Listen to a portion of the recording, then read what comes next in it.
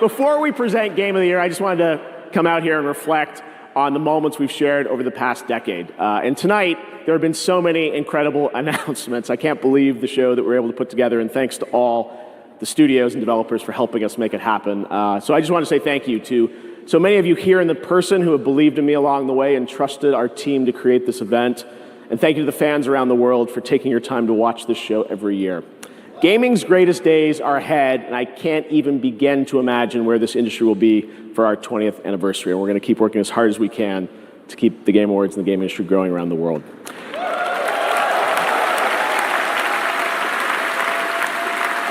Now, because tonight is such a special show, we do have one more thing.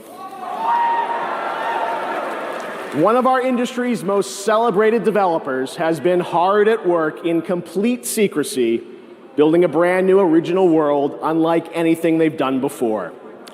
What you're about to see is captured entirely in the game engine. And we're happy to share with you tonight's final world premiere at the 10th anniversary of the Game Awards. Welcome to Between the Joysticks. Press start and then we're off. Nick and John, they've got the sauce. Breaking news and some hot takes. Even if there's some mistakes, Nick is captaining the ship, while John gives thoughts straight from the hip. But when their powers combine, we're all in for a hell of a time. Between the Joysticks, it's the best. Up to 6 things they will address. Tell all your friends and settle in. Between the Joysticks now begins. Hello there, and welcome to episode 123 of the video game podcast Between the Joysticks. This one is all about the Game Awards. Hey, what about me? Who cares about you? No. You never skip me first. I am your host, Nick, and I'm joined by that voice you just heard, my co-host, John. Of course, John, I can't forget about you. This is a two-man show. Yeah, whether you like it or not. Yeah, that's You're true. Staring at me. My big, beautiful eyes. So, just general vibe. How are we feeling today, John, on the hangover episode of the Game Awards?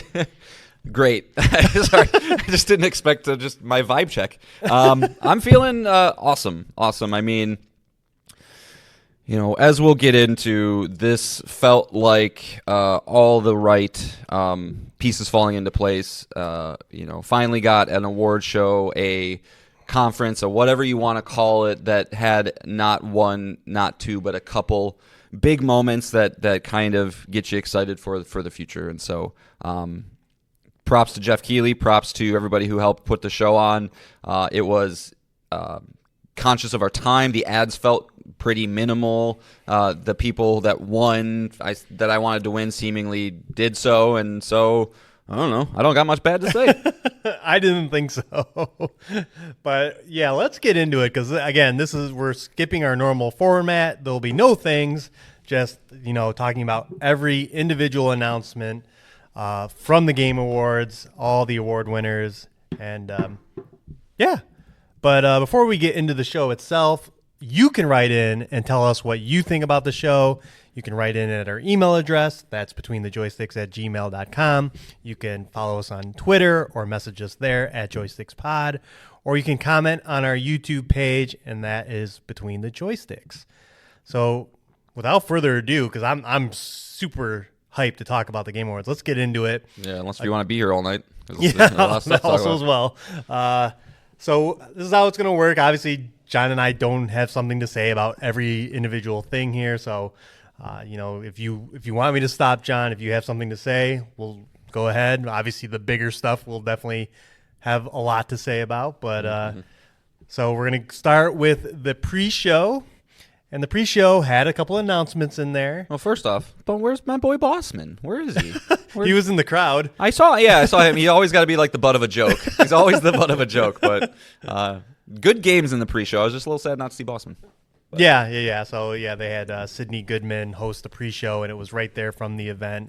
Also, she was fine, too. She was great. She didn't have any of those dumb jokes that I always hate. Okay, good. Typically, it is Bossman doing these things, but again, he was in the crowd to be a butt of a Squid Game joke. Yep. But again, let's go through it. First up, Ninja Gaiden Ragebound, coming from The Game Kitchen, the makers of the Blasphemous series, and from Dotemu, the publisher of Streets of Rage 4. Again, John, do you have anything to say on this one? I do, actually. So when the day after the Game Awards, we have this little board in our office that we like to write dumb questions on, and I believe you probably wrote, what was your favorite trailer from the Game Awards? I did not. Oh, okay. Must have been another pal of the show, Nick, probably. And somebody on our show wrote Ninja Gaiden, and I immediately laughed and go, I didn't even see that. That couldn't have been that cool. And then I watched the trailer, and if you are a fan of classic side-scrolling 2D action platforming games, yeah, this is right up your alley. It looks clean, fun. As somebody who's played Blasphemous 1 and 2, 2 is definitely a step up on the first one. So, I always look at that kind of stuff when it comes to developers. Are they trending upwards, downwards? Obviously, like a developer like Rocksteady is not even the same team really anymore. So, good IP, good pairing of a developer, and it looks pretty clean. I'll probably check this one out. When it comes. I don't know if it'll be a day one, but it looks cool. All right. Moving on, we had One Move Away, which is a Tetris packing a car game. You're given a bunch of random items and have to fit them all in your vehicle to drive away. I mean, this is kind of a trending, think a lot of these simulators. The unpacking was a game, so this is just in the vein of that. Yeah, I do this every time I go to Costco with my kids, so I don't need a video game to try and figure out how to fit things in a car.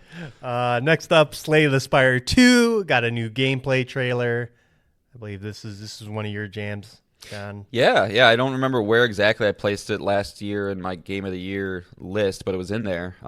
Pleasant surprise. I don't typically go for deck builders, but Slay the Spire is in the Mount Rushmore of greatest deck builders out there, so I figured that was a good one to do. And I don't have a lot to say on this trailer. I can just basically say it's Slay the Spire. That doesn't look like they're not doing really much modifications to the gameplay style, to how it functions as a game.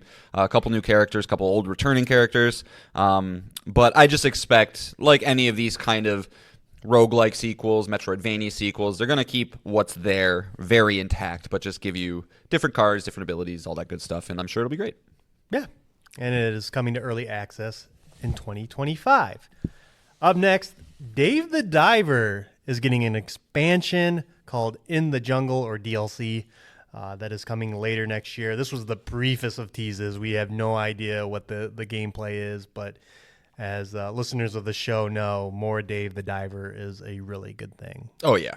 Dave the Diver can, he can do anything he wants, and I'll follow him into a jungle, into a sea, into space. And quite honestly, I wouldn't be surprised to see him go that way. Right. But yeah, not a lot to go on here. I was actually having some shower thoughts thinking about this game last night, and just like, okay, what would, because the core gameplay of Dave the Diver, it's very free movement. You're in a water setting, and you can go up, down, left, right, catch fish, and all that stuff. And so you want to keep that same loop, I would think, intact, but that would make it a little harder if you're now walking. Top down, maybe you do a top down twin stick shooter kind of thing, where you're like kind of you're looking at Dave, and like he's got a gun or a grappling hook, and he kind of shoot out, but like that eliminates any type of verticality that you get with the. So I don't know what they're gonna do.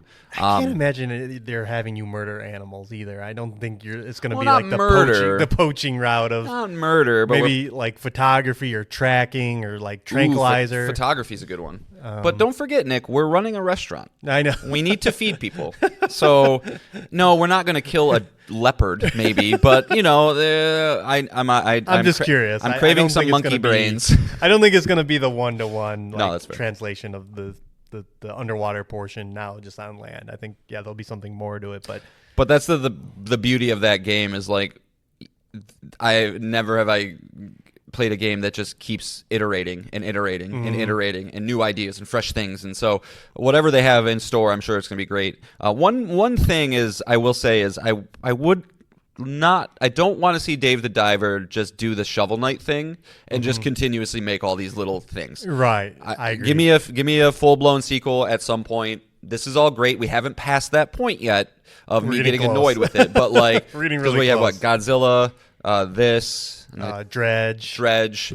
And so it's like, come on, guys, like save these great ideas that you have and just make a new game. Push it into a thing. But either way, I'm in. All right. Next up, we got a trailer for Thick as Thieves, which is a new stealth action multiplayer game from Warren Spector's Other Side Entertainment. This is their first game as a studio. Warren Spector is kind of a name because he was involved in games like Epic Mickey and Deus Ex. He was the mind behind those games. So this looks to be a sim game in the vein of Thief or Dishonored, but in a multiplayer setting. So that kind of gives you what the visual style and the first person. It looks like you're stealing items and competing with other players to steal those items. Yeah, looks quality, looks good. It's very much not me. It's. I don't like the idea of having to compete against other people for the same goal, right? Like, I know that's pretty much any multiplayer game ever. It's a really stupid way to explain it, honestly. But, like, the idea, I have to go steal this thing. Oh, I did it. I'm the first one there. I got it. And then, like, you're going towards the goal, and then somebody Mario parties you and steals your star. Yeah. And it's like, it doesn't really speak to me. But in terms of the stealth mechanics, the things that they showed here, it looks... graphically looks great. Some of the weaponry and things, equipment that you have seem very, very unique. But this is a skip for me just based on, it doesn't seem like very much a single player thing. Yeah, not our jam, but all right.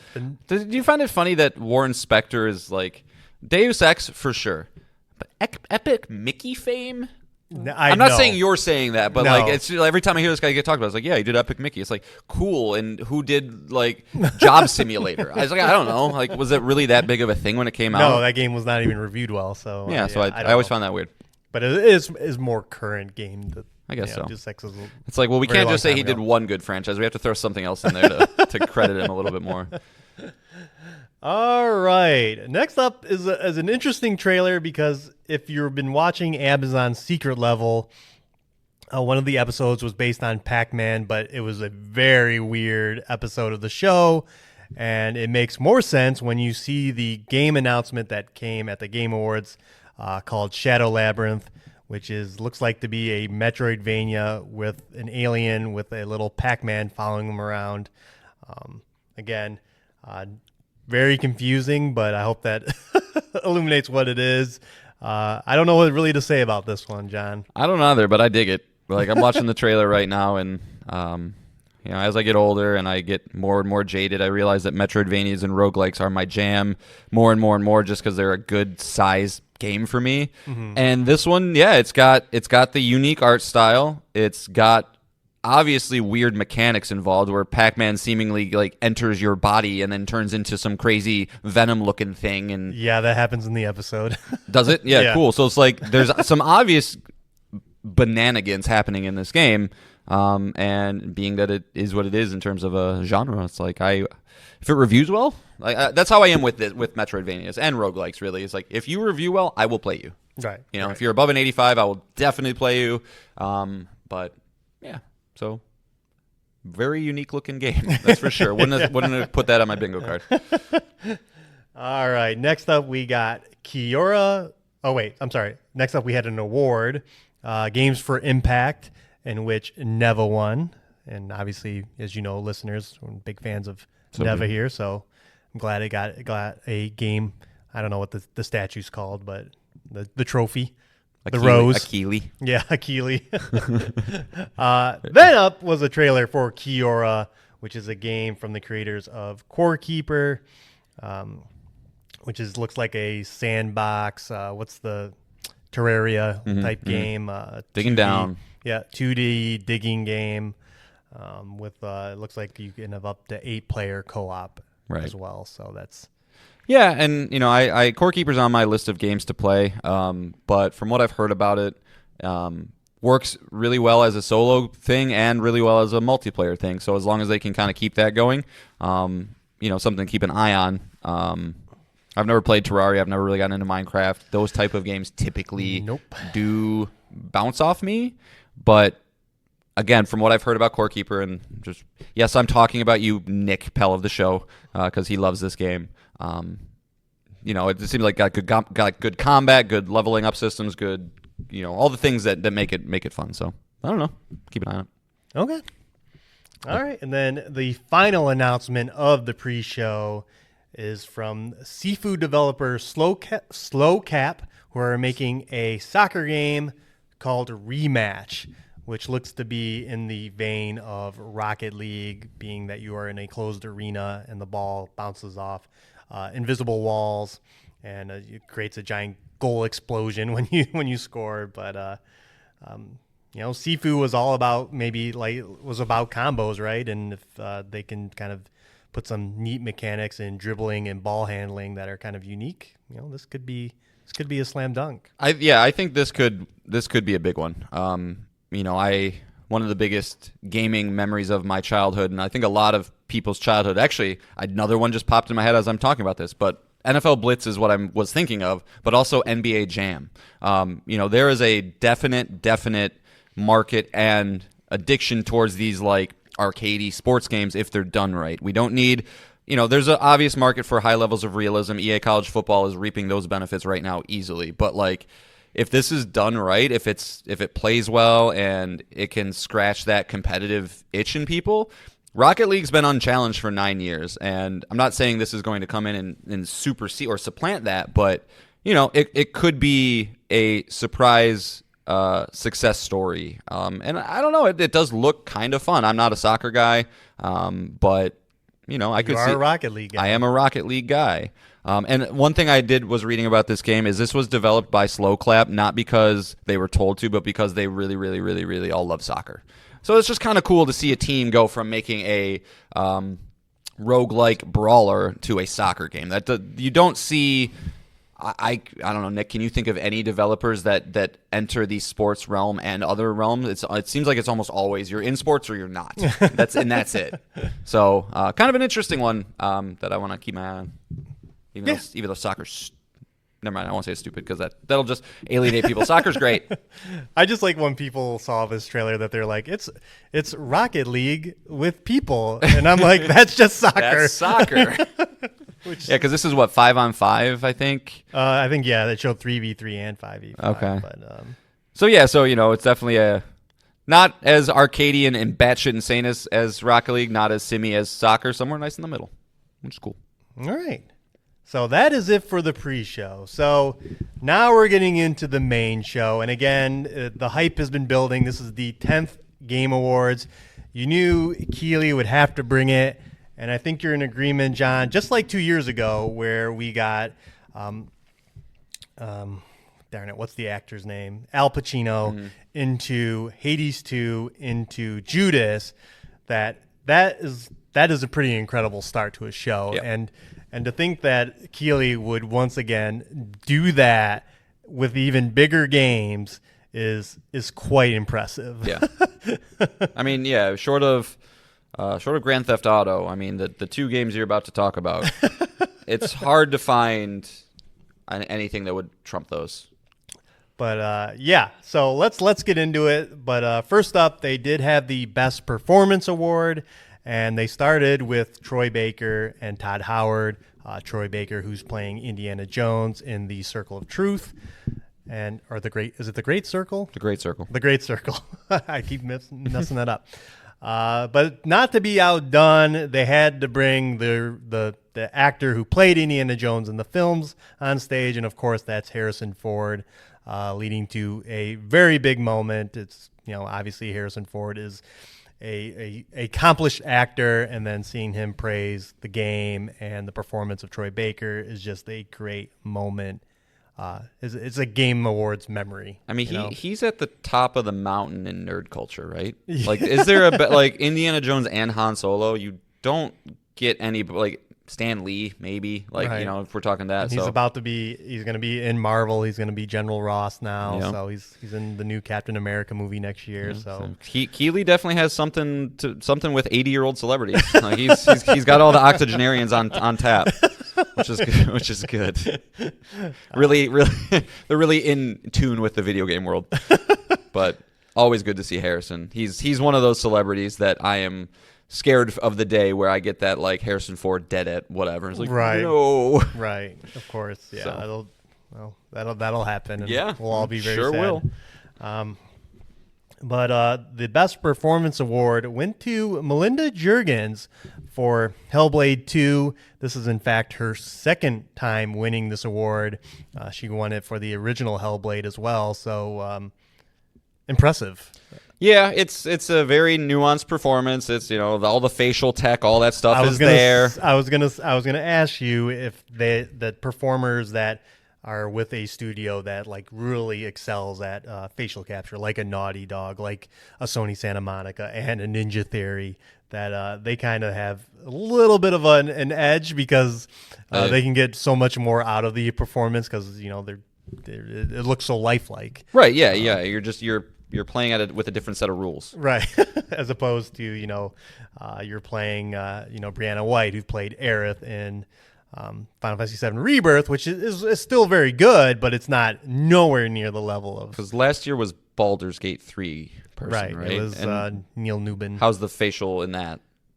It's probably not quite like where we're talking, but because other than that, I'm sure Troy Baker's won it a couple times. No, he's never won. That was a joke. He's never won. Yeah, that's a joke they made as part of this. Has Laura Bailey won? Yes. I wonder, okay. Laura Bailey won. Oh, she won for Abby. Yeah. Yeah. Mm-hmm. So, yeah, I would imagine that's a large part of it because as I said on stream, I was not a fan of this game, and so it's hard to champion a award winner that for something that you disliked, but the performance is still unquestionably good, with what she was doing. So, yeah, but lame. All right, and then we got into our first world premiere of the main show. They weren't referred to as world premieres, but still the same. And of course, the irony being me talking trash about this game a week ago about how I'd rather see Cyberpunk 2077 sequel, and then here we are. We get our first in-engine trailer for The Witcher 4. Which is a huge get, of course. The Witcher is a huge franchise. No release date, no timing window here. The only really big takeaway is that Ciri will in fact be the protagonist of The Witcher 4, making one of the endings of The Witcher 3 canon now. And yeah. Well, what did you think, John? It was a very pretty trailer. Yeah, but it's woke, so I'm not going to play it. It's woke trash, dude. Ciri, give me a break. No, it looks fucking dope. I'm not. I'm gonna let you take a lot of this because as I mentioned on the show last week, your PSN name has a very direct Witcher reference. But as somebody who knows the world a little bit and what Witchers do, and I think I said at the beginning of this trailer, I was like, please show me a badass fucking monster or something. Right. And they did. And that shit's going to be in spades throughout the whole thing. Ciri is a badass. Yeah, she's a chick, but whatever. She is a badass. So I'm all good with that there. But I would not expect to see this game for a while. A while? Yeah, I don't know, man. Probably 2026 at the earliest, probably. I'm going to say 2027. Early 2027. 2027 would be my bet. Especially with Cyberpunk going... right? Yeah. Or I'm sorry, CD Projekt Red. With their launch histories, you got to make sure.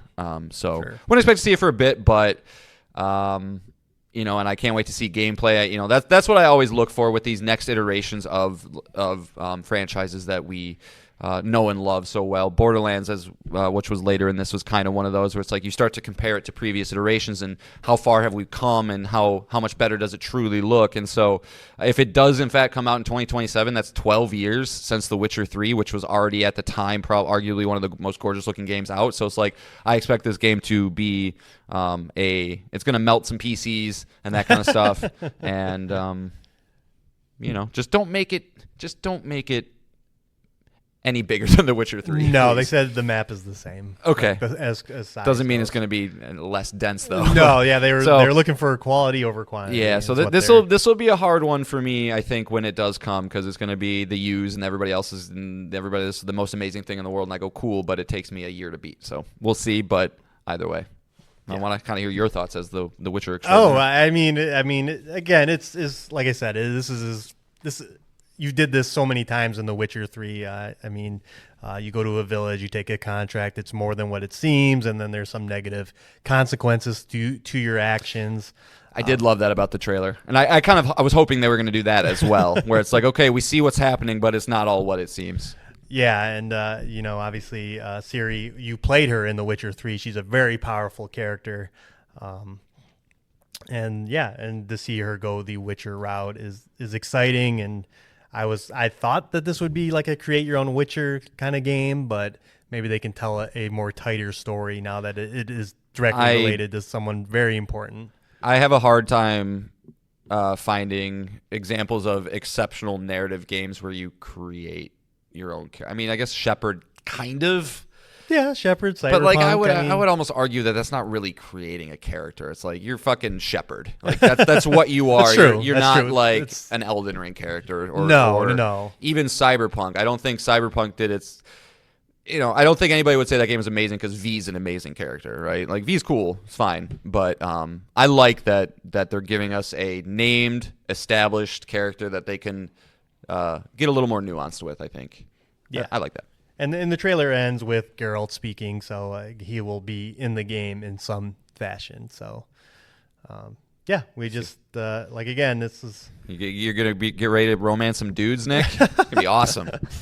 Ciri is bisexual, so yeah, she'll. Yeah, it's woke. I told you it's a woke game. It's fine. Yeah, well, she was in The Witcher 3 saying she prefers women. So hell yeah, people have selective brains, but they didn't have this platform to lean on to be pieces of garbage on. So back then, 9 years ago, back in the before times.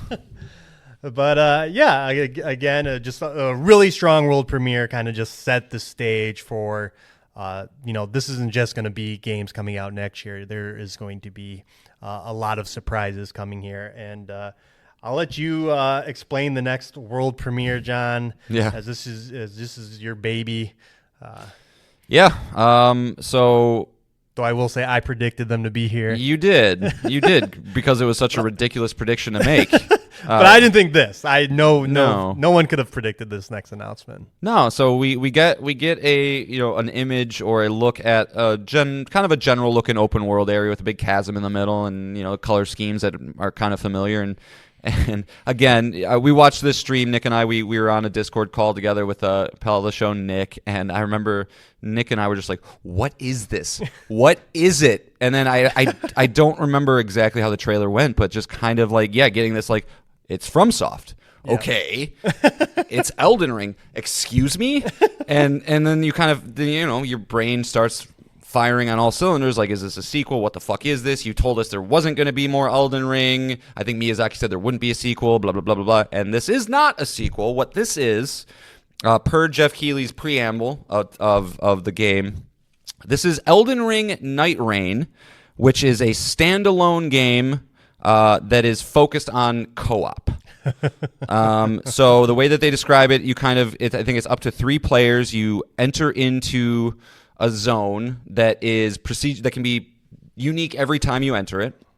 You go through a couple day-night cycles. Correct. 3 day-night cycles, and that will inevitably end with a huge boss fight that kind of shrinks the arena down so that you can take on this monstrous boss in a Monster Hunter-y kind of way. I'm not sure.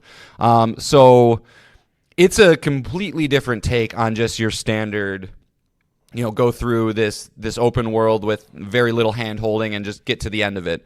I don't know if they're going for a little, like I mentioned, Monster Hunter style thing, a unique thing in of itself. But one thing I can say for sure is this game will be huge. Elden Ring, they just said, sold 28.6 million copies, which is like, it's outsold the entire Dark Souls franchise. Yeah, and it's like entering the territory with like the behemoths of open world games, right? Red Dead 2 is like at 50 or 60 million. Witcher 3 that we just talked about, that's at 50 million. So this is going to be huge. I'm a little personally bummed that it is co-op focused. I would hope that it's some sort of thing that, actually I think they did say that, you can definitely do it solo, but it will be harder.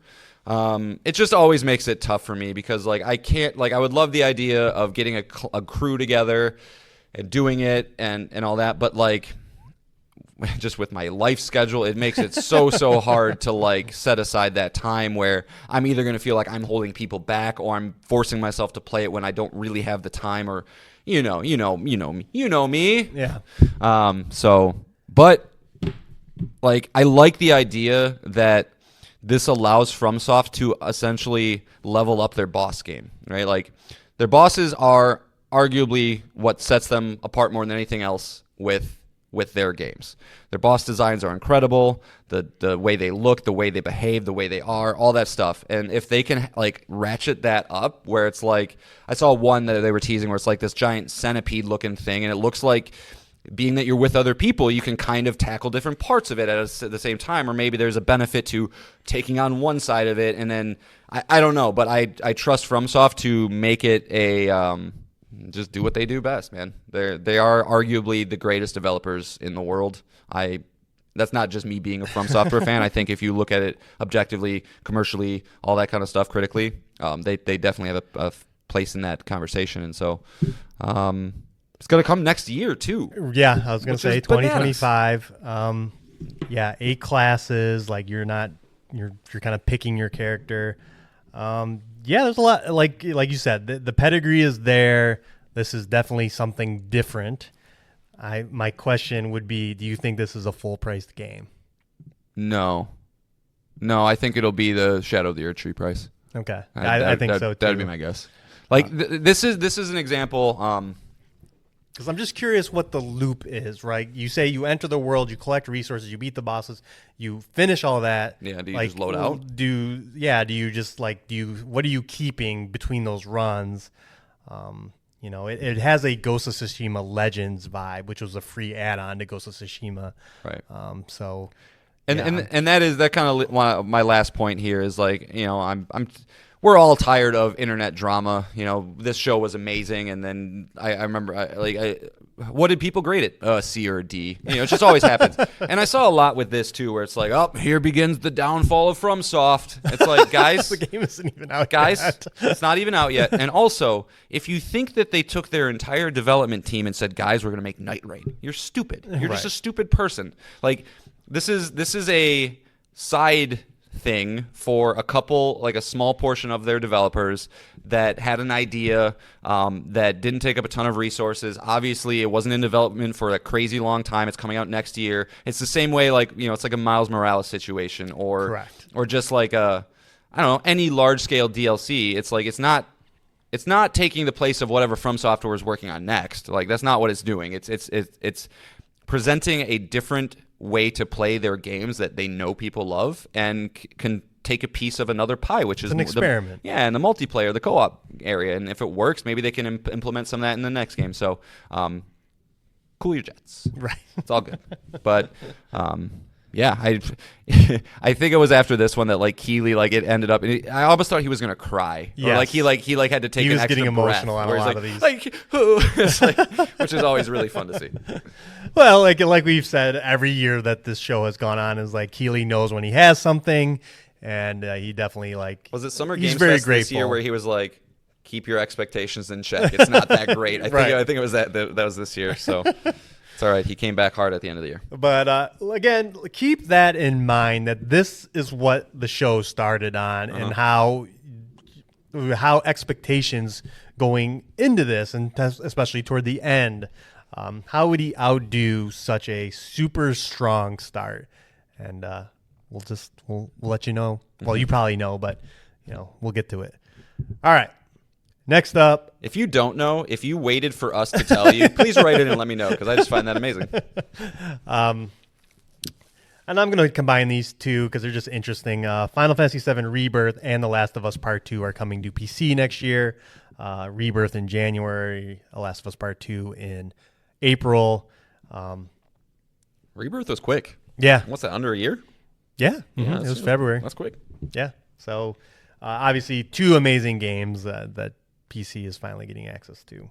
Cool. All right. Next up is Best Action Game, which went to Black Myth Wukong. Next up is another pretty big world premiere.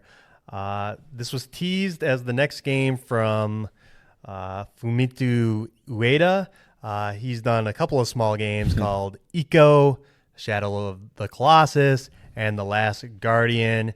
And here we got the first preview of his next project, codenamed Project Robot, from his new studio called Gen Design. No release date here, but we see very much a character right out of Shadow of the Colossus, kind of climbing a giant mech and then getting in the head, and then the head flying off before it's killed by something, like some wave of some just gigantic disaster of stuff. Yeah, it's like some crazy shockwave. What do you think, John? I'm very intrigued. Ueda is one of the most intriguing developers out there. Every time he puts something out there, it's full of fresh ideas. It's going to get a cult following from a lot of people. I thought Shadow of the Colossus is it is a 10 out of 10 game. Eco I never played. I've heard it's kind of dated at this point. And Last Guardian had a lot of awesome ideas, but at the end of the day, it was kind of not my style game, and I got a little frustrated with it. But you can obviously tell what he's about, and when you play his games, and it's about, as much as it is about what he's telling you, it's about how he wants you to feel in that moment. And so I kind of expect some sort of emotional story with this. Weirdly enough, from just the small amount of teaser I got, you can kind of tell it's like this, this boy that's in isolation. Maybe his only friends are the robots he is around. I don't know, but you can consider my curiosity piqued. Yeah, this is again another announcement out of nowhere. And exciting, like you said. I think his projects will at least be very interesting and unique, and I'm glad that he gets to continue to make games. That Gen Design is his studio. Yep, Gen Design. Yeah. So, all right. Next up is a trailer for Outer Worlds 2 from Obsidian Entertainment. It is coming next year, 2025. Two interesting tidbits about this. One, that means Obsidian will have 2 full-price games out next year between Avowed and this. Yeah, that's Microsoft's Insomniac. And that also this game is coming to PlayStation as well, along with Doom. Well, and did you see that they said any future releases are basically going to PlayStation? There will no longer be any Microsoft exclusive games. I thought that applied to sequels. I believe that applied to everything going forward. We'll look into that, because that is huge news. Yeah, because I don't know, but I believe that's what it was said. Well, we'll look into it. Again, this whole Project Latitude has just been a nebulous. Is it coming? Is it not coming? If it does apply to sequels, then is Helldivers 2 or not Helldivers, Hellblade 2 coming to PlayStation? What is going on here? But again, I think their reasoning here is, like Doom, this is an established franchise that's already been on PlayStation. We're going to put it there, but again, who knows? I do like in their trailer that they definitely seem to know what the shortcomings were of the first game. It's like, hey, we got more guns, more action, more stuff like that. Because I understand that the writing is top notch with these games. Obsidian, right? Fallout New Vegas, Pentiment. These are some of the best writers in the industry. But that is never enough to pull me through, as listeners of the show will know. So, if you can up the gameplay, that's a big thing for me. But I'm wondering if Outer Worlds is just it will permanently be one of those franchises that is just nope. I'm just not going to bother. I bounced off the first game, so did I. It is a nope. Yeah, so did I. But interesting nonetheless. Like I said, I mean, Obsidian is obviously the Insomniac of Microsoft's stable of studios, with just a good, consistent output. But we'll see. Nope. All right. Next up, Yusuf Faris from Hazelight, the makers of It Takes Two, showed off their new game, Split Fiction, which is coming March 6th next year. This is basically just It Takes Two, just with a different art direction and a new story to be told, but expect the same co-op gameplay, never doing the same thing twice. And then also that if you buy one copy, you can play with anybody. So nice. Which is just great, is how me and John played It Takes Two. So What did you think of the game, John? I'm not sold on the art style, but we agree. Yeah, there was something off about the way that it looked. Yeah, I don't know. It's like, especially because like right there, it's so split fiction. There's the sci-fi world, and there seems to be like the fantasy world. Right. I don't like how the sci-fi world looks. I don't. There's something very Tronish. Yeah, it's very bright and just shiny, and I don't know, like. But that's not to say that this game isn't going to be oodles and oodles of fun. Like, that's all that you need is for me to have a 2D fighting section with a squirrel on a biplane. Like, that's all it takes needed for me to, fall in love with it. So you have a couple of those ideas. You let me, or let's not even mention the horrible part of It Takes Two where we had to, make our daughter cry. You get a couple things like that and it'll be a great game. I do agree. It's just, it almost like, I know what they're going for. It's like these two vastly different worlds, but like looking at even just the key art of it, it's like, it's almost too different. Like it's just too jarring, but I'm sure it'll be great. I'm sure it's gonna be awesome. Yeah, I mean, It Takes Two, speaking of sales, is one of those secret, really big hits. I mean, it has over 20 million sold, so. And coming in 3 months. Yeah, it's not far off. 3 months. We'll get our hands on it very quickly. All right, moving on. You think Joseph Ferris was drunk? Or you think that was just him being him? I think that's just him. Yeah. I think that's part of his personality. I like him, so it's fine. And there might be, again, as he's always been kind of like this loud personality, there might be a little pressure for him to keep that up. Mm-hmm. He's the kind of guy that I think I would hate to be around all the time, but I like seeing him once a year. All right. Next up, we got a game called Steel Hunters. This is a mech game coming from Wargaming, the studio that makes World of Tanks. I guess it's basically Apex Legends, so a battle royale, but with giant robot suits. Not for me. Yeah. All right. Next up is announcement of The Long Dark 2, Black Frost. I am not familiar with this franchise at all, but it looks to be coming in 2026, the sequel. Any thoughts on this one? No, I think it's just another one of those like slow-moving, side-scrolling narrative type things. I think it got okay reviews. The first one did, but no, I don't have any opinions or thoughts on this one. All right. Next up, Randy Pitchford of what is this studio Gearbox. called? Gearbox. Thank you. Came out on stage to show off our very first trailer for Borderlands 4. It is coming next year, and that and just another 2025 game. Like, buckle up. Mm-hmm. What did you think about this one, John?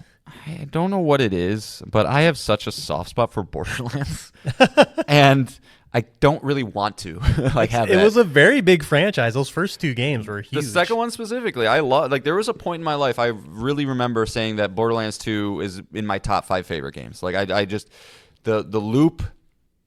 It timed me perfectly, where it's like I never, besides Diablo, never really had that like tiered, colored loot system and just all the feeling of getting a legendary weapon and going down the skill tree. And even watching this trailer, I kind of forgot how like fun some of the sub bosses were, and like there is a genuine sense of humor. Although I think it went way too far with it with Borderlands 3, where the characters were cringy at best. I hope they tone that back a bit, but just from a pure gameplay, like at least old John, like it's a perfect open world game for me, where I just like I can go do what I want to do. The combat is very fun. It's tight. It feels good. Like my go-to guy is always the sniper. Like I like to just sit in the back. There's probably some sort of stealth mechanic involved with a sniper, or like increasing your critical damage by like 25 or something if you can crush a headshot. So you see that big dude take half of his health. So it's got all that stuff there. I don't know if 35-year-old John can do it, but it looks good. The graphics look great. Randy Pitchford is very annoying, and yeah, it'll be a hard one for me to ignore when it comes out. It's gonna be as that's about as much as I can say. Yeah, I don't know. Yeah, I think I'm with you.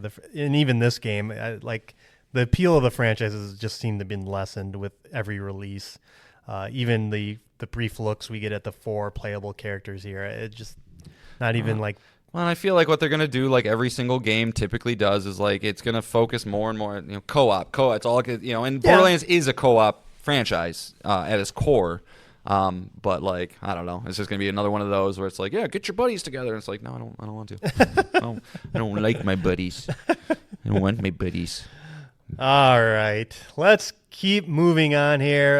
We got a trailer for a DLC character for Tekken 8, and that will be FF16's Clive Rossfield. Awesome. As you're listening, he is in the game now. So Wish I liked fighters, but I don't. yeah, a great character to be in a fighting game. All right, and then we got a bunch of awards. I like so real quick. I like the stage too, where it's just the two fucking like behemoth. What are the icons? Yeah, the icons. icons just fighting in the background. Like that's dope.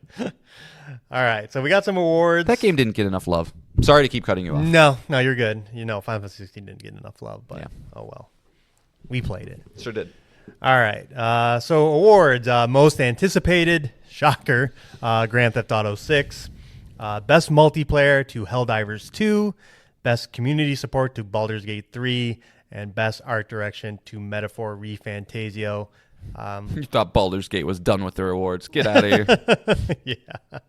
They keep releasing like updates to that game over and over They're and over amazing. again. I don't know how they do it. Yeah. Well, as Sven says later, they just let their guys chill. Yeah. So, all right. Next up, a trailer for Splitgate 2.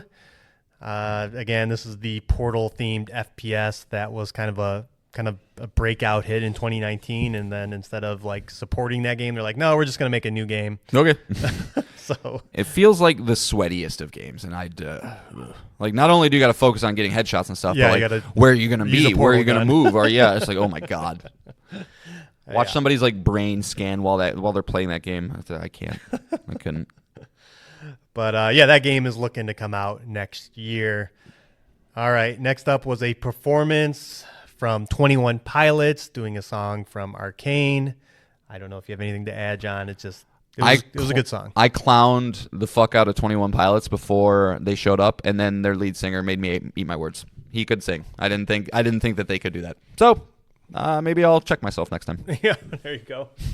All right, next up is another crazy set of announcements. One of the other workhorses of the industry. The number one workhorse is Ryoga Gotoku Studio, the makers of the Yakuza franchise, which is now the Like a Dragon franchise, who has a Like a Dragon game coming out next year in February. They announced back-to-back games. The first one being that they're going to continue this fighting game franchise. They're going to take on Virtual Fighter 6. Are we on 7? I don't even remember. It just on the thing it just says Virtua Fighter, so I don't. They might just be doing a refresh. Like we're just going back. It's just Virtual Fighter. Yeah, that's that. So I don't know. That makes sense. Yeah. Yeah. So I don't know. Like this is kind of the one fighting game franchise I know nothing about. Like not even from like a outside looking in, but I know at one point it was basically Sega's Tekken. Yeah. Yeah. Mm-hmm. So. And then, not to be held back by just that they're working on this, they're also working on a game called Project Century that looks to take place in early 1900s Japan. It looks like a Yakuza or like a Dragon game. Or Lost Judgment. Or that. Particularly the fighting so, yeah. fighting games, not the turn-based that the Like a Dragon series has gone. But this looked pretty good for this very first look. Again, I don't know how this studio is managing all the projects that they are doing, but I think they are just masters of making environments seem more robust and big than they are. Like Right. I think their maps are pretty small typically. Right. For and they probably have just a big old fucking folder of assets and be like, okay, make it look nice, have a tram going through, but like at the end of the day, it's just a hallway with some fighting, and I don't know, because they're probably 2 games a year average, Right. Which is in this day and age is crazy. Yeah, no. And what I really liked about this trailer is there was just a lot of like good like animation of like you like see like carrying someone around. He's sitting at a pole just having a smoke, and then he walks up on these guys and then kicks their ass. Just a lot of I'm not a big fan of this time period, but it looks interesting. Yeah. And again, them kind of maybe taking a break from the like a Yakuza franchise is probably a smart move. Well, the time period in Japan might be better than the time period in America. You know what I mean? Like, I feel like we don't typically like that time period because it's like, the Tommy guns and the meh, see, or like it's all that kind of stuff. But Right. maybe in Japan it's just it's not a Right. big thing. All right, next up we had the award for Best Direction, which was presented by Hideo Kojima. How do you think, spoiler alert, he does not show Death Stranding here at all. Yeah, I didn't even think of that until this moment. Or none of his games, any of his projects. Does it have it doesn't even have an official date. Yeah. Well, I mean, PlayStation put out a 2025 game trailer, and it's in there, so... Right, but there was still an opportunity to announce the date if he wanted to. Right, correct. Yeah, I don't know. I will say Death Stranding 2 has been getting a lot of coverage, from a lot of people, and people super pumped about it. So he doesn't strike me as the kind of guy that would be like, I don't need to be in the spotlight for a sec. He's like, the game's getting talked about enough. Maybe Keeley is just straight up no, Keeley wouldn't tell Kojima to say no. He wouldn't know. So I don't know. I don't know. Yeah, maybe just maybe they don't want to talk about the game until they have a Oh, and Kojima's always been, he's made it a point to be like, I curate all the trailers, I do this, I do that. So maybe he's just, I don't want to do another trailer right now. And I know we had this prediction about the Game Awards having a lot of release dates, but no, it did not. No, it did not. And I wonder if the looming shadow of Grand Theft Auto 6 is making people a little tepid about planting their flag just to have Grand Theft Auto be anywhere near that, and then just being like, well, we can't. You're not releasing Death Stranding the same day as Grand Theft Auto 6. What a weird thing, man. Because, on one hand, Grand Theft Auto could just, be the nice guys and be like, look, guys, we're doing fall. But, it just throws off a fucking tizzy in everywhere. Because, I wouldn't imagine you're right, man. It will devour that entire month. So, yep. I don't know. On one hand, I'm just like, well, just announce your date, and if you have to change it, and just be like, look, we're moving away from Grand Theft Auto 6. Right. And be like, nobody's going to fault you for that. You might get a couple shitty comments and a thumbs down from some people, but it's not going to affect your game or your sales or anything like that. But I don't know. It's that game is going to be so stupidly annoyingly big. Yeah. God. It's going to be wild. It's somewhat obviously I want to play the game, but just also as you and I, these observers of this industry, and just looking at there Twitch, will be nothing what are the Twitch this. Numbers? What are the sales numbers? Where are right? we? Just what kind of impact will it have? Just as ripples through the industry. I mean, it's going to do everything. Does it crash? How many network? PlayStation 5s will sell that month? They're probably going to, whatever their normal month to month is, it's probably going to be 3 to 4 to 5 times more when that game drops. Probably. Yeah. So, all right. Best Direction went to Astrobot. Yay. Next up, another interesting announcement. Turok Origins, coming from Saber Interactive. Turok is an interesting franchise. John, are you familiar? I mean, I've never played them. Yeah, it's a first-person shooter franchise with ridiculous guns. It's basically Doom. I remember they had the cerebral bore. That's all I could tell you. Yeah. Good dig. That would drill into your brain. Yeah, you should. Great callback. Because I always thought about I remember there were 2 big guns that would just cause a giant shockwave. They were nuclear explosions when you fired them. But yeah, I'm glad you remember that. Yeah, that's an iconic weapon. They better have that. I bet they will. It'll look nasty in some of these graphics too. But yeah, they're taking the franchise third person and co-op. So that is a little different. We don't really know much more than that, but I will say it looked very pretty. It looked like a solid game to just all of a sudden be announced out of nowhere. Right. We got a pretty decent look at it. So you said this is Saber? Yeah, this is Saber. So one of their billions of projects between that Jurassic Park survival game and all the other things they're working on. So we'll see. These guns do look cool. Like that charging Triceratops. It's there's something cool there, but I wish it was being made by Machine Games or id or something. Right. Oh man, id. That would be cool. It would be wild. Yeah. All right. Next up, another prediction we called correctly. Helldivers 2 got a big update. The Omens of Tyranny. the Illuminate, the other third faction from the original game, they're in the game now. This update is live. We got a big meaty trailer showing them off. Are you sure they're in? Because I saw a post this morning saying, like, we did it, everybody. We got rid of the Illuminate. Oh, did they already? Yeah. Like, Well, that wouldn't surprise me. no, but I'm sure they'll be back. That would not surprise me. As again, as we talked about what's the dude's name that he's got a Steve or whatever that Jeffrey? is, No. that kind of like manipulates the in-game not sure. I should know economy his and name. factions. But yeah, a cool announcement, and then just to Joel. be out now. Yeah, the Joel. He's so- the game, quote unquote, game master. Yeah. So my time with that game is over. When we talk about our PS Plus wrap up, it is my number one most played game. But it's a very cool update nonetheless. There's a new vehicle that all the Helldivers can get into and drive around. It's basically the Warthog from the Halo series. It's got a big Gatling gun on the back, and I'm just everyone can picturing ride in. Orange mocha frappuccinos. And y'all get in the back and y'all go kill some bugs. There you go. It's a Zoolander reference, if anybody doesn't know that. Next up is a trailer for Warframe 1999. Again, not a game that John and I are very, very familiar with, but it's out already. Yep. So you can play it. Next up is the award for Best Debut Indie. Shocker, Balatro. Yeah. Yeah. And then Pal World got an update. That's a new expansion's coming. It's coming December 23rd. Again, just not something John and I are playing, so nothing to say on that. Next up is another announcement out of nowhere. Yeah. Again, this one of the themes of this conference will be, or the show will be, that old franchises are in fact not dead, and one of them is Onimusha, the Capcom franchise about you're a demon hunter. Yeah. I have known nothing about this franchise. I mean, I don't know if I can get you much narratively. I can remember how it plays. But it's coming back 2026.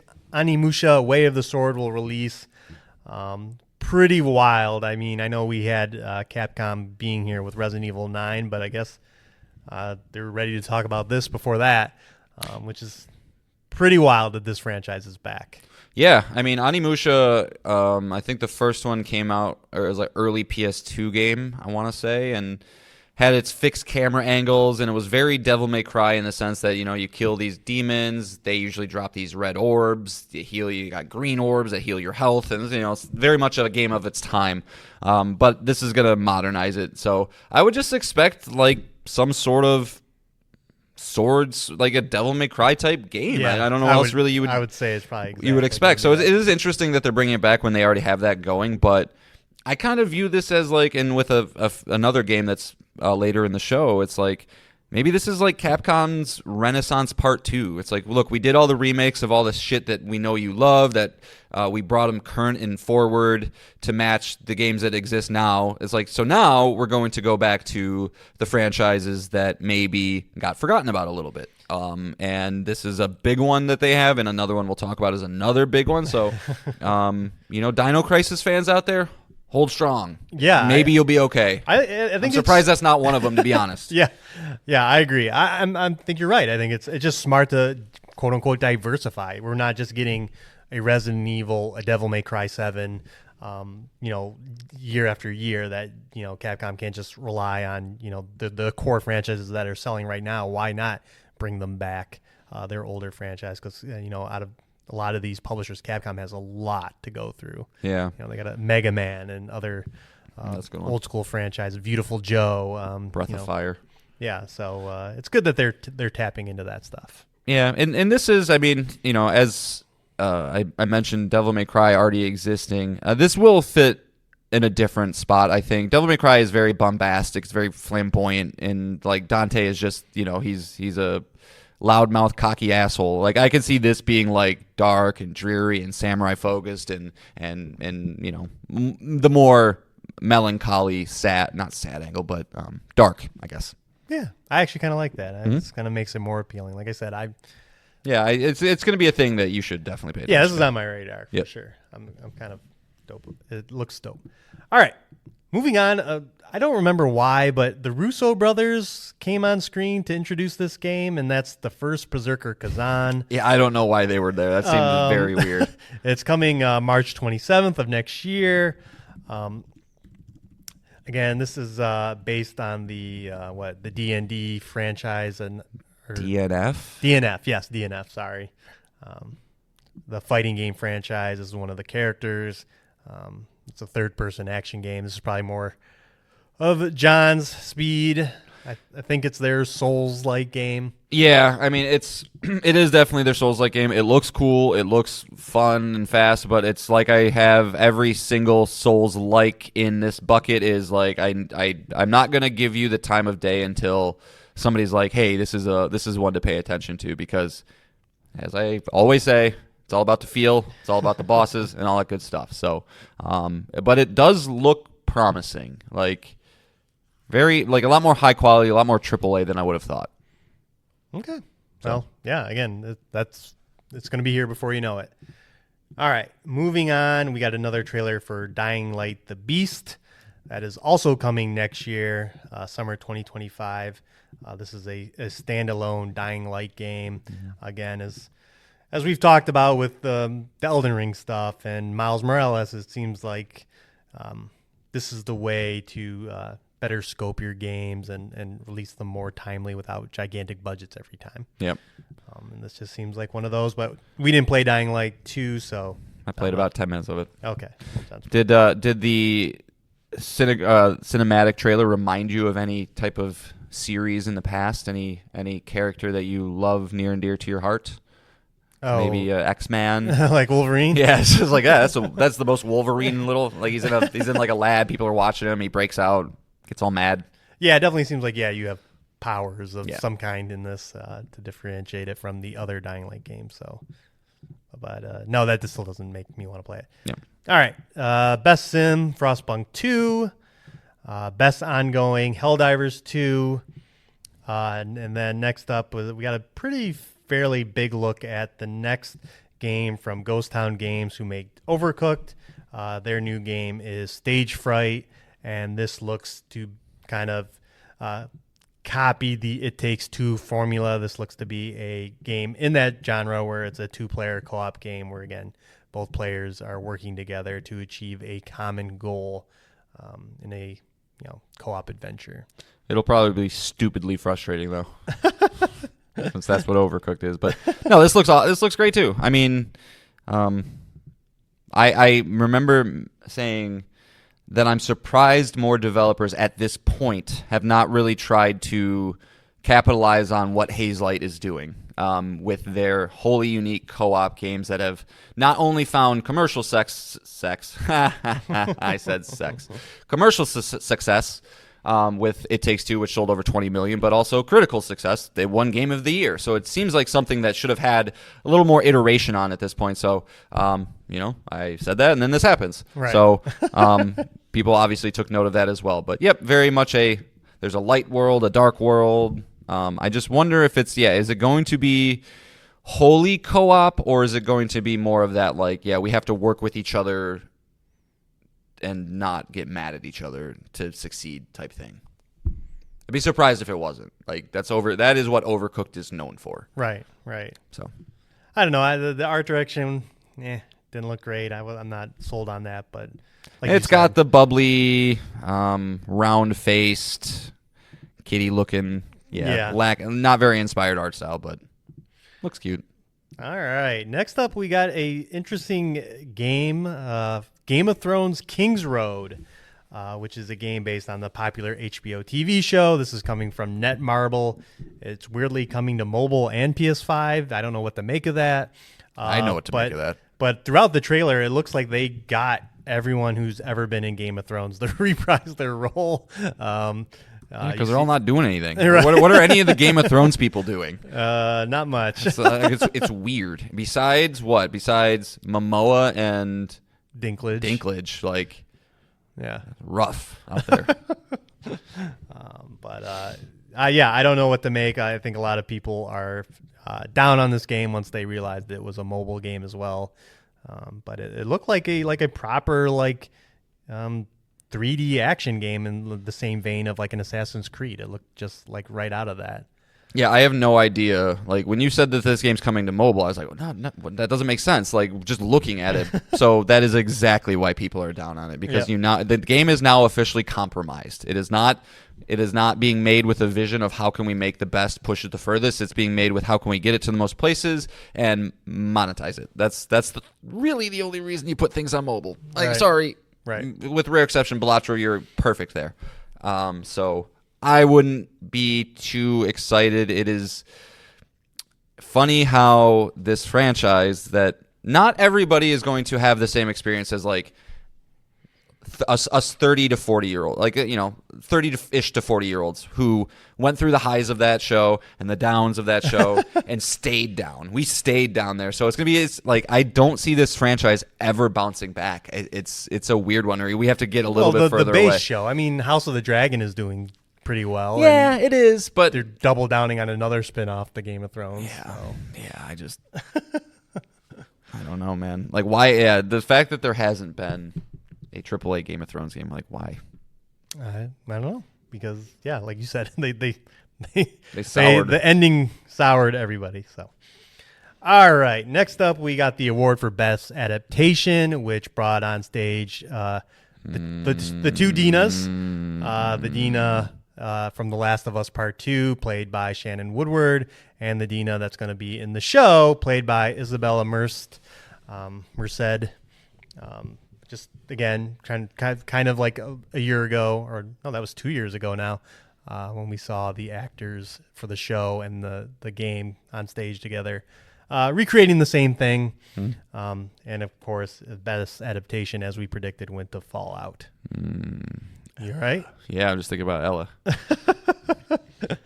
She's so pretty and looks so awkward up on stage. Yeah. Yeah. I think it looked like Todd Howard was holding her hostage. Like, come up on stage, okay? Nah.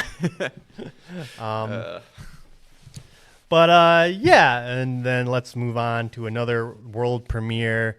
A very brief one. We got Sonic Team Racing Cross Worlds, and that it's coming eventually. Cool. The briefest of teasers. Yeah.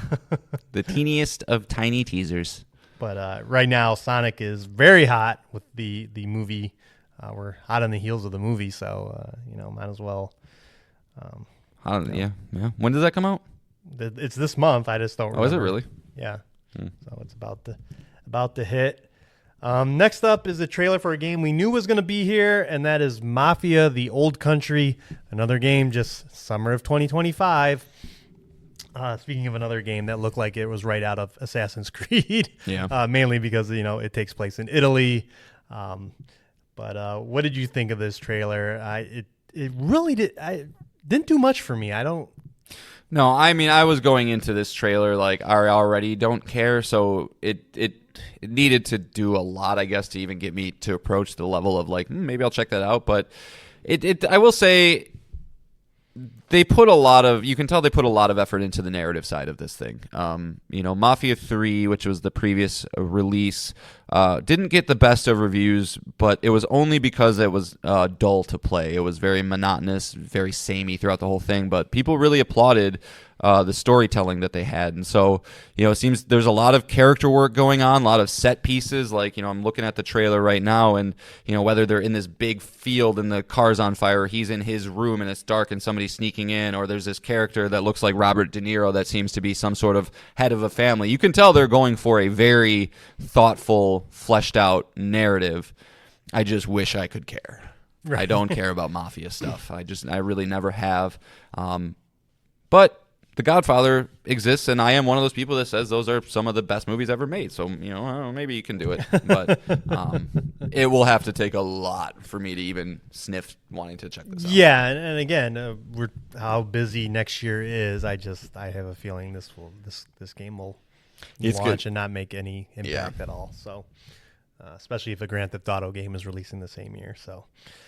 All right. Now we got some more awards. Best Indie, Balatro. Best Mobile Game, Balatro. Best Audio Design, Balatro. Senua Saga, Hellblade 2. Player's Voice went to Black Myth Wukong. Did you see the director's comments over the weekend? I tried to make sense of what was he trying to say? Like, was he mad? Yeah, so it was translated from Chinese, so it was very, I think, scattershot. But he was basically saying that it was pointless for him to go all the way to the Game Awards because he clearly did not get the right information for what the criteria was for the greatest game of the year, because he clearly thought his game was the greatest game of the year. He wrote his acceptance speech 2 years ago, and he was all butthurt he didn't get to use it. And so he's like, I guess I'll just keep going making games for everybody who cares about it and stuff. But basically it seemed like it was one of those like shade towards Astrobot things, or at least just like, my game is better than all of yours. So I was like, get fucked, dude. Like suck a D. First off, you have a game that did very, very well, has already won Game of the Year awards at other outlets, and won the Player's sold Choice incredibly well. And it won Best Action Game, it won Player's Voice. Like chill out, man. Like, you shouldn't have even probably been nominated. Yeah, you were one of the lowest. Every other game was over a 90 at Game of the Year nominations. You're the only one that was sitting at an 81. So I just chill. Yeah, it was just a weird, like, you never see people really say that kind of stuff. It's like losing a championship and be like, I'm the best fucking player. I mean, I guess some people do that, but I don't know. Yeah. But all right, let's move on. We got a couple more world premieres to talk about. This one's interesting. We had Aaron Paul and Laura Bailey come on stage to talk about this animated superhero game that they're both starring in called Dispatch. This comes from ex-devs of Telltale and other story games like The Wolf Among Us and Tales from the Borderlands. And you look to be a character who's involved in sending out superheroes to take down crimes, and then have the Telltale, story mixed in there, as well as you get, you pick dialogue options and the such. It had a very much Invincible feel, the animated show on Amazon that's based on the comic of the same name. But it looked interesting. Yeah. And the voice cast is there. Yep. It's got all the makings of a game in this genre that should succeed. I can't pretend to really care much. Just, superheroes, no. I love Aaron Paul. I love Breaking Bad. It's my favorite show of all time. He's had a weird career for me after that show where every single time I see him, I just kind of go, I feel like you're trying to channel Jesse and you're kind of doing it, but also kind of don't. It loses its charm a little bit as we go further and further. And Laura Bailey's great as always. So to have those two in there, it's a good reason to jump in, but I don't know, man. I don't want to just make decisions. Like, I played 77 hours apparently of Danganronpa 2 this year. And so I don't know. I don't know. It didn't do much for me. Okay. Fair enough. All right. Next up, we got Best Narrative, and that went to Metaphor ReFantasio. And now we're on the final world premiere. Jeff Keighley, he knew he had something. But this was an interesting one because it involved the orchestra. It started on a man hitting a giant drum at the beginning. I hated his lead into this before we get into this. He's just go ahead. He's just this is the final. Getting all the excitement, hype built up. This game is for all of us. Oh yeah. I was like, what does that mean? Because there's rumors like there's a Half-Life 3 or right. like this game is for all of us, and it's like, all right. And go ahead. I'll let you go back. I'm excited for it, but it seemed a little excessive. Yeah. And so the orchestra's playing, and you're getting a very watercolor paintbrush art style on screen, and it doesn't take long to realize that you are looking at a wolf running through a field, and it gets this fire ring around it, and you're looking at Amaterasu, the protagonist of the Okami franchise, and we are in fact getting a Okami sequel. Hideki Kamiya, who made the original, he is coming back. to make this one, and this is again probably more out of left field than a multiplayer Elden Ring game. Yeah, it is. As far as or an Onimusha. Because I didn't think this game did very well at all. In fact, I think it's the last game Clover did before shutting down entirely. So that this is coming and out of nowhere is kind of wild. Did you ever play Okami, John? I did. I never beat it. Okay. I never beat it. I think I was a little young when I first played it because I was 2007, I think. 2006. Okay. Yeah, so it was just like this game gets most often compared to Zelda games, and I don't know if besides Link to the Past at that point, I really played those. Yeah. So I remember getting a little overwhelmed with because it's got this drawing mechanic, which is super unique at the time, where you basically can like create a bomb by drawing a circle with a little line that comes out of it or whatever. Like that was its shtick, and so I remember really thinking that it was wholly unique and really cool, and the art style was beautiful, but I just couldn't get into the gameplay of it. But for those who don't know, I mean, this game got a 93 on Metacritic. Like, this is not just like it's a game that not a lot of people bought and not a lot of people know of, but if you know, it's always going to be in those top 100 games of all time lists. It's never got a sequel, I don't think. So it's 18 years ago that the first one came out. It's been a long time coming. So this is the other game that I was referencing with like Capcom's Renaissance Part 2, where it's like, oh, are they going to start to just if this is here, everything's on the table now. Well, and they recognize that, like, it seems like they recognize that they've done it. They've successfully entered this period where everybody loves them, and so they kind of have this probably little feeling of invulnerability, which they deserve to have, where it's like, look, we can put something out. People now think of us as this premier studio, which we are, and if we release it and it's good, if this you're game, taking a big chance on this game for sure. I think I don't know, man. If it comes out and if it reviews well, I could see it doing very, very well. Yeah, I for sure. Again, it's not. I mean, how many sales do you think Okami has? I mean, it was on everything back then. So you're talking PlayStation 2, and GameCube, and I'm sure it had an Xbox version as well. It probably did okay, maybe 5 million. Good. Yeah, it's got 4 million sales. Yeah. So. Yeah, it didn't light the world on fire, and it's been one of those games that I've always wanted to buy because it's always on sale, and it's like, oh, maybe I can go back and do it. I gave you my PS2 games, wasn't it in there? It's in there, yeah. Yeah, okay. Yeah, it's in there. But a story about I completed it, but I actually had my save file corrupt about 35 hours into that game. Ooh. And I went back and actually completed it, so that's actually saying a lot of how good the game is. I found an article. Apparently, the initial shipment of Okami, which is obviously the main reason that Clover's closed, was 90,000 units. So it's like it's launch week, right? Right. That's really pretty bad. rough. And so I think it's gotten to that 4 million spot just through word of mouth and through like a long period of time. So that's why I'm saying like this is an uphill battle, and Capcom is obviously very successful with every franchise. They're prime franchises right now. That I think they're taking a chance on this one. It is a chance, but I think it's going to work out for them. It'll be good. It'll probably be great. When will this game release? 2028. Yeah, I mean, this seems like one that they just started on. I mean, there's all that press about Kamiya or people leaving Platinum Games. This past week. They're going here because they're going here.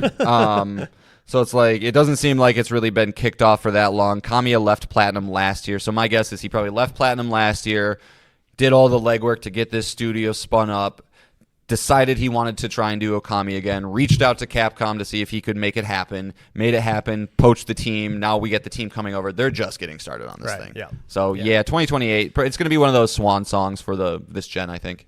Yeah. Yeah. So, but like very pretty game. But just a wild announcement that this character is back. Now I wanted to bring this up because again, if you watch the Game Awards, you know what happens next. But how would you feel, John, if the show ended and this was the final world premiere? Because I was feeling pretty shitty. I was like, Okami's great and all, but that's just not like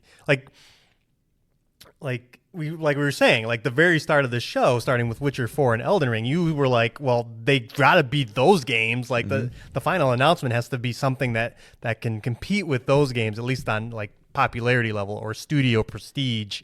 And we talked about it during the show and like speculated, right? And it's like, Yeah, well, maybe the Half-Life 3 thing is real. right.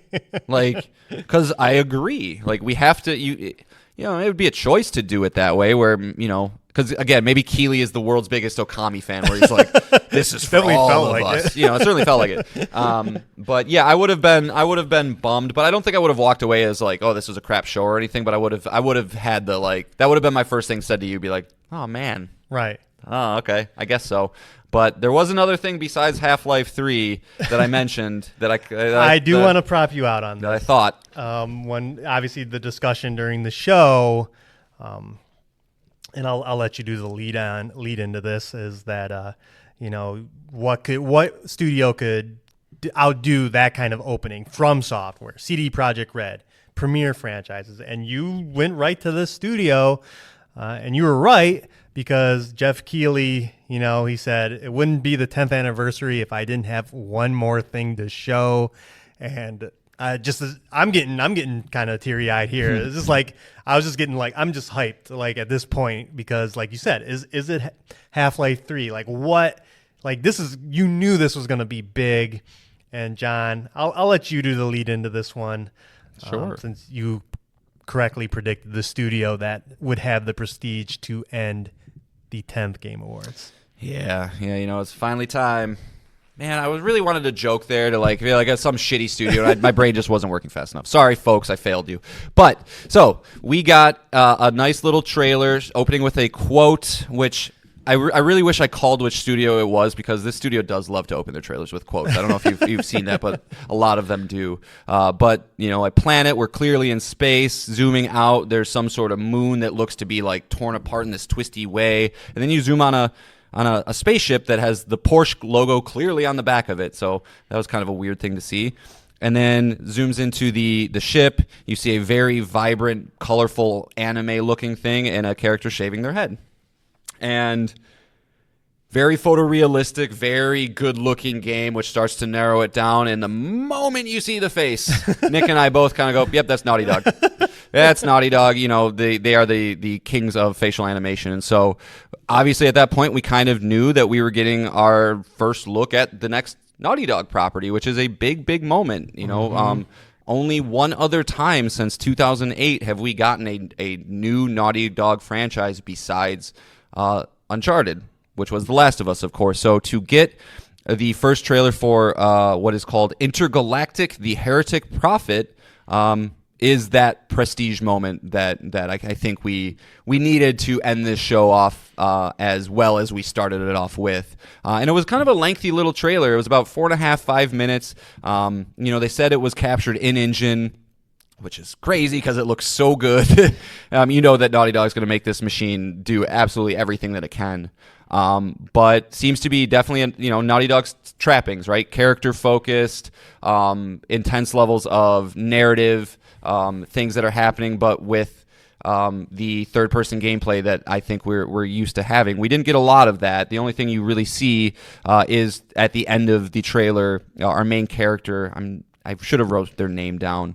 Jordan Moon. Jordan, thank you. So, you know, kind of taking this laser sword-looking thing and jumping at a monster. So, it looks to be kind of a little bit different from what Naughty Dog typically does. Obviously, they're always a third-person shooting studio with some light melee combat elements to it.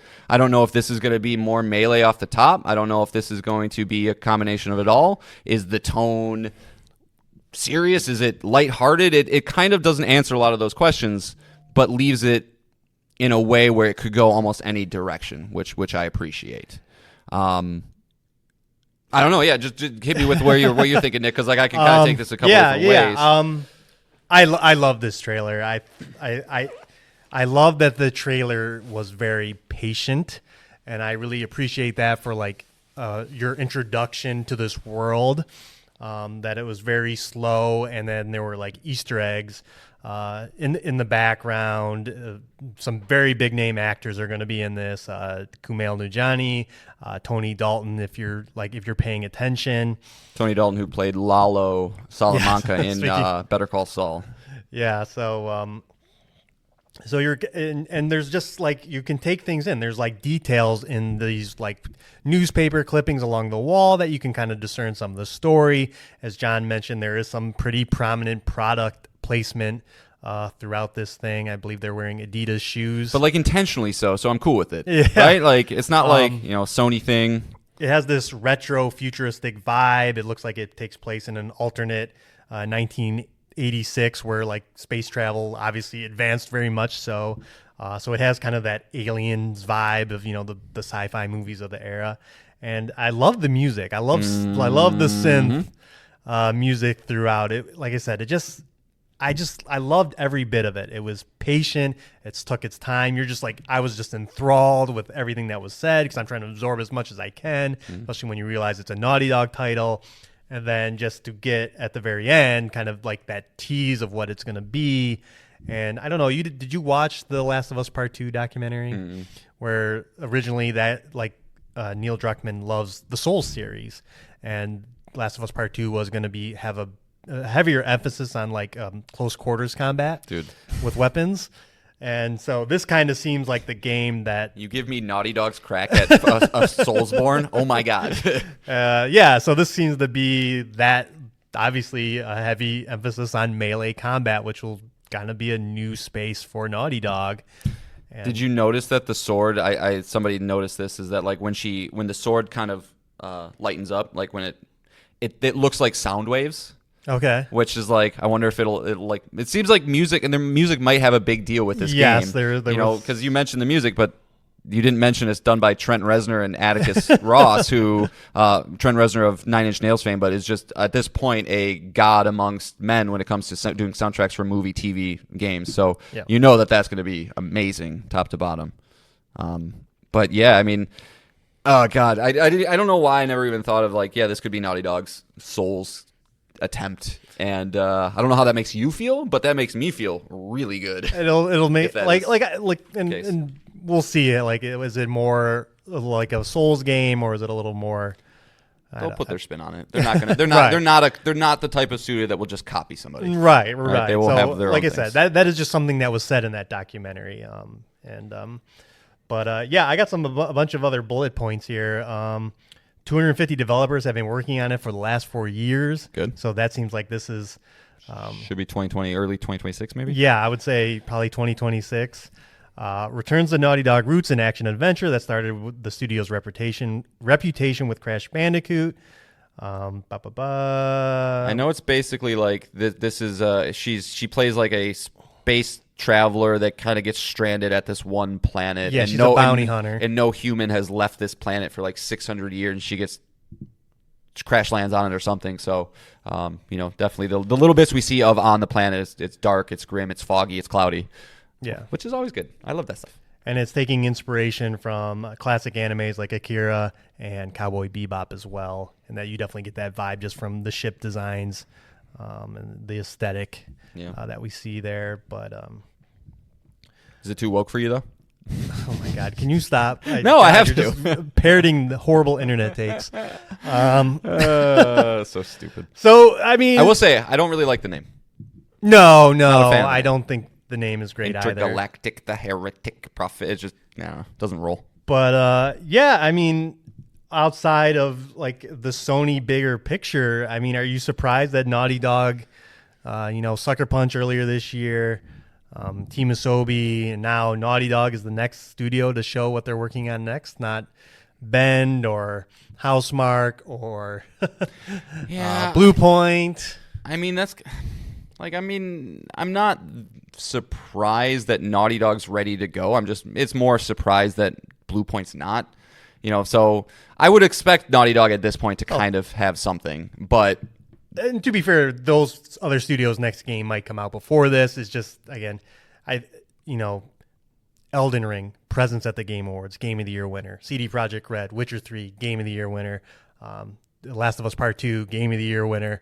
Obviously, big ties to Keighley all over the place. That they maybe thought that this is obviously a huge get. I'm sure Jeff Keighley was like, yes, I will happily announce the next Naughty Dog game at the Game Awards. But it is interesting that at least some of the veil of Sony's first party studios is getting revealed here. And yeah, I mean, the moment we see gameplay for this thing, though, it's gonna shoot up to my top. I can't imagine it won't. So I'm assuming your top right now is Hades 2. You think this has potential to? Well, I'm hoping Hades 2 is out by then.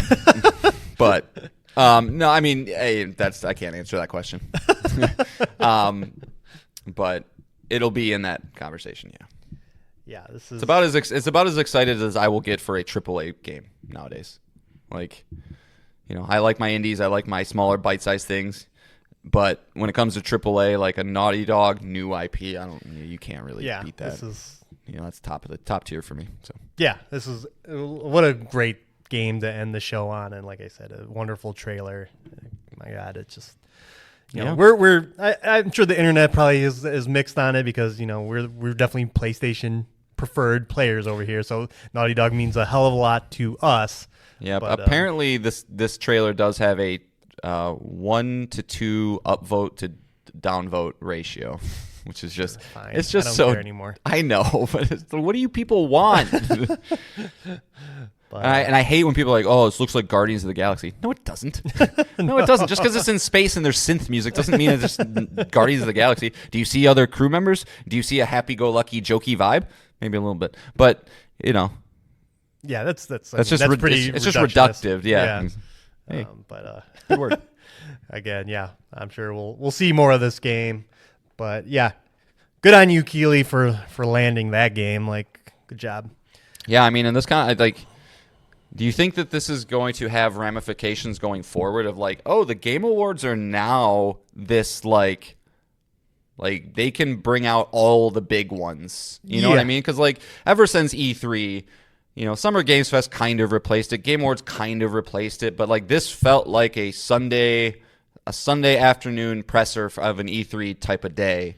It's like I hope that – I don't know. I just want more of this. That's all I'm trying to say. Yeah, well, with the less focus on, like, big showcases and smaller showcases kind of filling the space, the state of plays, the developer directs, that, yeah, this is kind of becoming the premier place, especially with its timing being right before – the next calendar year, is that it'll get a lot of the big games, and it'll be hard to beat this show, that's for sure. If Sony's never going to do their own thing, right? So, all right, that led us into Game of the Year. Oh yeah, that one.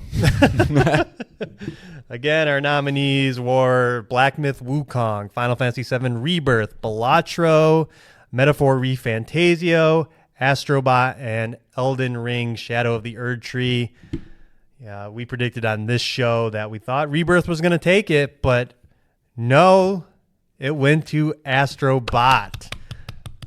I am happy little Astrobot. Obviously, beyond excited. Obviously, you've heard on this show, John and I both rated that game a 10 out of 10. It is wonderful. Side note, it released a level at the same exact time that it won. I don't know if they had word ahead of time or what, but well, they're probably just like, win or not, people are going to want this. Right. That just a wonderful moment that, every year that seems the Game of the Year winner is something completely different than the year before. That Astrobot did it. It won. It sends a good message too. It's a classic video game that's a complete package the moment you put it in. It doesn't demand a ton of time from you. It's incredibly quality from top to bottom in everything it does. And it just kind of, I like that I don't know if it sends a message to the rest of the industry. If people really care about winning Game of the Year award, I think at the end of the day, they just care about making the most amount of money, which is fair. But both, of course. They want the critical and. But it's nice to see a game like this as opposed to like an Overwatch or something like that win, where it's just like, I hope that developers aren't going to then be like, okay, we got to do this now, chase all that. The only other game I would have liked to see maybe win more than Ash was Balatro, because I just think that would have been hilarious. It would have been hilarious to watch it, because the internet already melted down a little bit with this one, with Astrobot winning. So Balatro would have been a whole new thing. But yeah, it's like, Rebirth really didn't get a lot of love. No, I don't think I mentioned. Yeah, they won Best Music. Yeah. I know I forgot to write that down, but yeah. Yeah, I would have thought that would have had a little more awards under their belt. But I can't be upset about. Oh, and just real quick while it's in my head, like good little speech by the Baldur's Gate 3 director, Sven. I can't think of his last name. Just kind of Vinicki or something. Yeah, kind of just talking about how the industry and obviously the past couple of years, lots of layoffs and sweaty times and all that stuff. But what's the secret to making good games? It's like just treat your people well, and things fall into place. So always like those little messages if you can. Yeah, well, I mean, he accepted the award last year for Game of the Year in a full suit of armor, so that guy's pretty cool. Yeah, I like that guy. I think everybody likes that guy. But yeah, that was it. That was the show, and I guess another musing is that in the Astrobot speech, how much I forget the director of Nicholas Team Asobi. Doucet. Thank you. We're good. We're finishing each other's sentences. He thanked Nintendo a lot. And Mario and just like the impact. Obviously, the obvious inspiration for Astrobot is Mario through and through, and it is nice that that these developers not only obviously thank everyone that worked on the game, but those who do pave the way for you to make such a wonderful homage to 3D Marios. Tell that to the Black Myth Wukong guy. Yeah. He should learn that too. But just a great speech. But John, that was the show. Do you have any takeaways from this? No, I mean overall, I mean, it was the best Game Awards I can ever remember, hands down, easily, and I am happy that Jeff Keighley decided to kind of take the onus of it, because if he wasn't around, I don't know what we would get for this kind of a thing. Right. So big kudos to him, and give me some fucking release dates, man. That's it is. I've been banging this drum for a long time, and I kind of want to I'll pat myself on the back because I feel like I have been actually banging this drum, but God, the industry has just changed. It just is such a different landscape with how people communicate and talk, and it's just, we're never going back to the days of just getting having the entire year just mapped knowing out. what everybody's doing. But it just also does leave me a little confused then why sometimes we also will get a Witcher 4 announcement or a Elder Scrolls 6. It's there are some of these companies that aren't immune to it, but it's just we know in the next 3 months we know Split Fiction, or what got announced at the Game Awards that's even coming out in the next 6 months. Split Fiction, I don't know really what else. Not much. Berserker Kazan. Yeah, and the Warframe deal. So it's just interesting. Yeah, it's everything releasing by March. Everything after that, no idea. Yeah, so it's all stay vague. tuned for your state of plays and your I don't know. Yeah. Again, Tweets. everyone's keeping their cards close to the vest, and don't want to pop off, especially like I said with that Shadow of Grand Theft Auto. But no Nintendo here at all. I don't think they even won a single award, so I think Astrobot stole them. If Echoes didn't, I don't know. No, it did not. Yeah, it didn't win anything. So your prediction about Marvel, no Marvel here at all. I'm sure you're happy about that. Oh, I'm always happy. No about superheroes that. other That's than why I made that Dispatch. bet. That way, if I it's like a win-win. Dispatch was the only really superhero game here, which is crazy with how many superhero games are currently announced. But and then obviously Hellblade won a couple awards, so Xbox a little bit here, but obviously PlayStation just winning between Helldivers 2 winning a couple awards, Astrobot winning the show and a couple awards, and then announcing Helldivers 2 DLC, and then into the next Naughty Dog game. Obviously one of the best nights Sony and PlayStation could have ever had. So Sony's got Astrobot, Last of Us 2, God of War. As far as Game of the Year winners. No, Sekiro from they didn't. I think that's it. No, Uncharted didn't win because Overwatch beat it. Yeah, and then Spider-Man didn't win because that was the same year as God of War. 2014 was Dragon Age. 2015 was The Witcher. Overwatch. 2017. I remember that was. That's Breath of the Wild. Yep. Breath of the Wild, God of War, Sekiro, 2020? 2020, Nick. Yep. Last of Us Part 2. Last of Us Part 2. 21. It Takes Two. Correct. 2022. If you know, just say it. Elden Ring. Okay. Elden Ring into Baldur's Gate 3 yeah, into so Astrobot. PlayStation's third. Yep. Pretty good. So Probably should have been fourth. Uncharted should have won. Sorry, Overwatch. But again, just a great show. And you leave. I left it very happy. Mm-hmm. So you can't complain. It's just now you got to top it next year. Yeah. Good luck. Yeah. All right. So that's it. The Game Awards are behind us. Let's do some teasing, John. You gonna take off your shirt? What are you doing? Yeah. PlayStation He's wrap rubbing up. his nipples on the microphone.